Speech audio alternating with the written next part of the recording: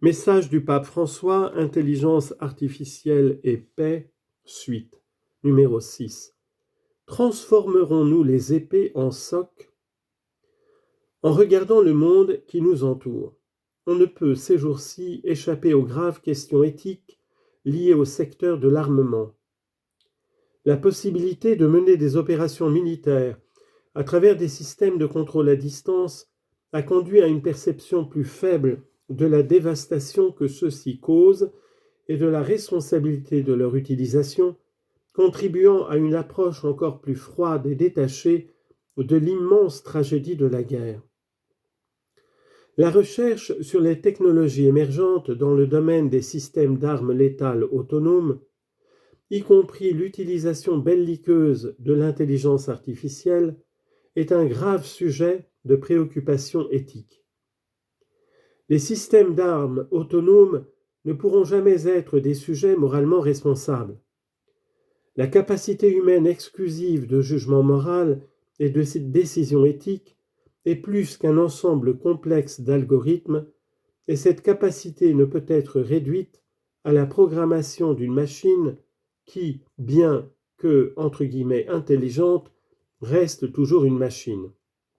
C'est pourquoi il est impératif de garantir une supervision humaine adéquate, significative et cohérente des systèmes d'armes. Nous ne pouvons pas non plus ignorer la possibilité que des armes sophistiquées tombent entre de mauvaises mains, facilitant par exemple des attaques terroristes ou des interventions visant à déstabiliser des institutions gouvernementales légitimes.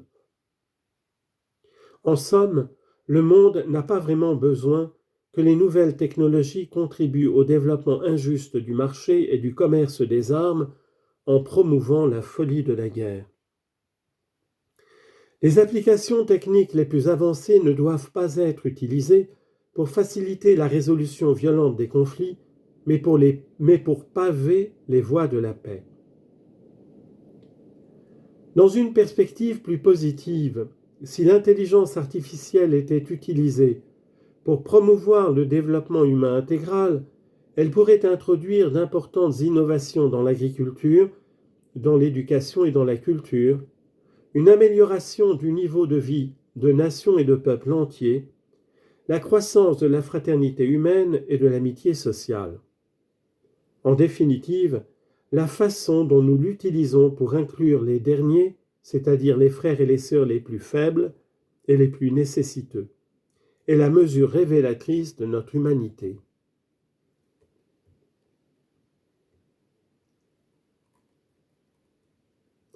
Un regard humain et le désir d'un avenir meilleur pour notre monde conduisent à la nécessité d'un dialogue interdisciplinaire visant à un développement éthique des algorithmes. L'Algor Ethica, où les valeurs orientent les parcours des nouvelles technologies. Les questions éthiques devraient être prises en compte dès le début de la recherche, ainsi que dans les phases d'expérimentation, de conception, de production, de distribution et de commercialisation. Il s'agit d'une approche de l'éthique de la conception dans laquelle les institutions éducatives et les décideurs ont un rôle essentiel à jouer. 7. Défi pour l'éducation. Le développement d'une technologie qui respecte et serve la dignité humaine a des implications claires pour les institutions éducatives et pour le monde de la culture. En multipliant les possibilités de communication, les technologies numériques nous ont permis de nous rencontrer de manière nouvelle. Toutefois, une réflexion constante reste nécessaire sur le type de rapports vers lesquels nous nous dirigeons. Les jeunes grandissent dans des environnements culturels imprégnés par la technologie, et cela ne peut que remettre en cause les méthodes d'enseignement et de formation. L'éducation à l'utilisation des formes d'intelligence artificielle devrait viser avant tout à promouvoir la pensée critique. Il est nécessaire que les utilisateurs de tout âge, mais surtout les jeunes, développent une capacité de discernement dans l'utilisation des données et contenus recueillis sur la toile ou produits par des systèmes d'intelligence artificielle. Les écoles, les universités et les sociétés savantes sont appelés à aider les étudiants et les professionnels à s'approprier les aspects sociaux et éthiques du développement et de l'utilisation de la technologie.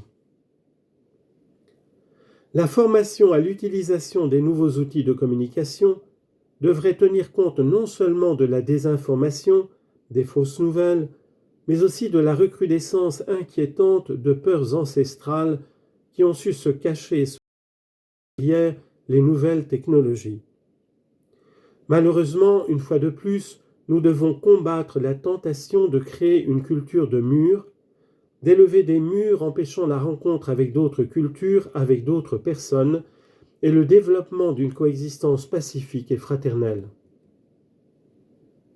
Huitièmement, défi pour le développement du droit international. Compte tenu de la portée mondiale de l'intelligence artificielle, il est évident qu'à côté de la responsabilité des États souverains de réglementer son utilisation interne, les organisations internationales peuvent jouer un rôle décisif dans la conclusion d'accords multilatéraux et dans la coordination de leur application et de leur mise en œuvre. À cet égard, j'exhorte la communauté des nations à travailler ensemble afin d'adopter un traité international contraignant qui réglemente le développement et l'utilisation de l'intelligence artificielle sous ses multiples formes. L'objectif de la réglementation, bien sûr, devrait être non seulement la prévention des mauvaises pratiques, mais aussi l'encouragement des bonnes pratiques en stimulant des approches nouvelles et créatives et en facilitant des initiatives personnelles et collectives.